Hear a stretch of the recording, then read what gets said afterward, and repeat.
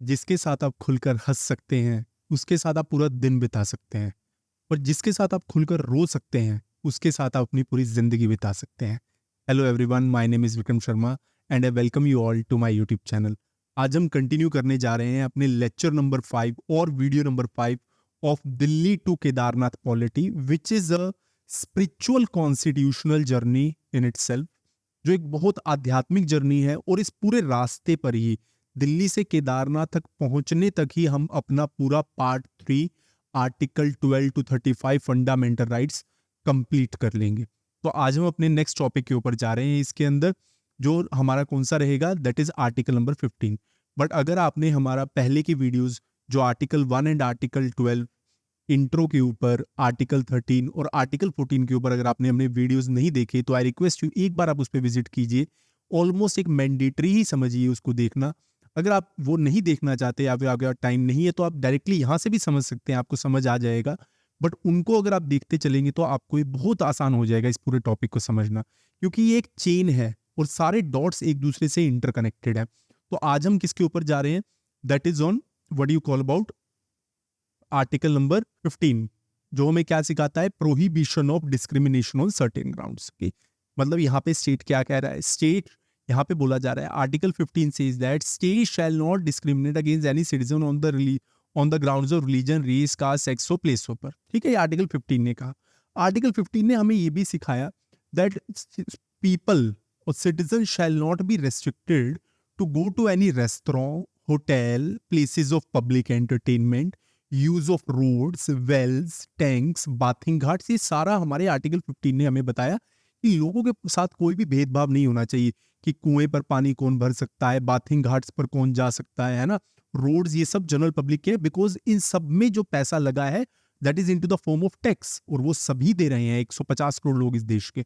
तो इसलिए state can not discriminate. ठीक है, बट इसमें हम आर्टिकल 15 यही बताया गया, on the grounds of religion, race, caste. Okay, अब हमें इसको याद कैसे रखना है। अब हम दोबारा, आपको याद है हमारी स्पिरिचुअल कॉन्स्टिट्यूशनल जर्नी है। मैंने आपको लास्ट लेक्चर में क्या बताया था कि आप केदारनाथ के लिए निकल चुके हैं, दिल्ली से जा रहे हैं। आर्टिकल 12 ज्योतिर्लिंग्स, तभी आपको समझ आएगा, क्योंकि अगर आपने लास्ट वीडियोस देखे होंगे, 12 घंटे का रास्ता है। आर्टिकल 12, फिर 13 laws in derogation with the fundamental right, फिर आर्टिकल 14 मैंने आपको पढ़ाया था, दैट इज रेंज रोवर। अब आपको देखना पड़ेगा अगर आपको रेंज रोवर समझना है। और आर्टिकल 15, अब आप निकल चुके हैं, अब सब आप दोस्त आप बैठे हैं। तो आपके दोस्त ने पूछा कि यार कि शिव कैसे हैं, कि हमें थोड़ा बहुत शिव के बारे में बताइए। तो आपका एक बहुत समझदार दोस्त है, उन्होंने बताया कि दैट आप खुद को इंक्लूड कीजिए, the Shiv is the supreme being, he the supreme human being, है ना, सबसे सर्वश्रेष्ठ है ना। इस पूरी धरती पर सारी संपत्ति शिवा की है। बस आप ये मान के चलिए, हम सब कुछ भी नहीं है, ये पूरा ब्रह्मांड, ये पूरा मल्टीवर्स, यूनिवर्स, ये सारी संपत्ति शिवा की है। अब कुछ हमारा कुछ भी नहीं है यहाँ पर। तो उन्होंने बताया कि वो कभी डिस्क्रिमिनेट नहीं करते, बिल्कुल। वो जानवरों में, है ना, वो राक्षसों में, अमीर में, गरीब में, चाहे वो रावण हो, चाहे वो जितने वो रावण के थे उतने वो राम के भी हैं। तो शिवा कभी भी डिस्क्रिमिनेट नहीं करते किसी के बीच में। He is equivalent for all the devs and danavs and he removes all the obstacles of caste. इस कहानी के थ्रू आप याद रखेंगे कि आर्टिकल 15 हमें क्या कहता है। आर्टिकल 15 तो भी यही कह रहा है that the state shall not discriminate, और यहाँ पे क्या हो जाएगा, the Shiva will not discriminate against any. तो that is the journey, that is the constitution. Okay, अब हम आगे देखते हैं। आर्टिकल 16 कहता है equality of opportunities in the matter of public employment. What are the, कि जो पब्लिक एम्प्लॉयमेंट है उसमें सबको बराबरी का अधिकार रहेगा। बिल्कुल रहेगा भाई, स्टेट कभी भी डिस्क्रिमिनेट नहीं करेगा।